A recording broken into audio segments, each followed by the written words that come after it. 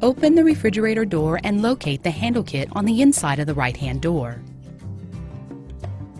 Remove the bin just above the handle kit by lifting the bin up and out. Remove the handle kit from the door by grasping the handles and gently lifting them along with all packing material up and out. To avoid damaging the handles, place the handle kit on a towel or other soft surface, then remove the packaging foam from each end. Remove and set aside the small installation kit containing the Allen wrench and extra screw taped to one of the handle sleeves. Remove the plastic sleeves covering the handles. Check to be sure each handle has 2 set screws installed. If one is missing, use the Allen wrench to install the extra set screw provided with the kit. With the refrigerator door open, place one handle on the shoulder screws located on the front of the refrigerator door. Be sure the set screws are on the left side of the handle.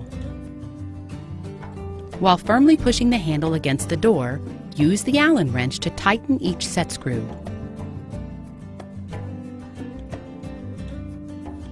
When the screw feels tight, tighten it an additional quarter turn. Close the refrigerator door and open the freezer door. Repeat the same steps to attach the freezer handle to the door. Make sure set screws are facing right on the freezer handle.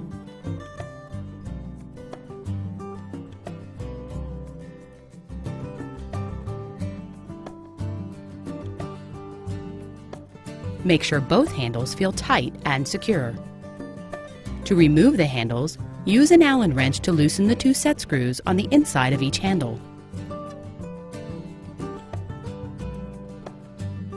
Once the set screws are loosened, pull the handle off the door.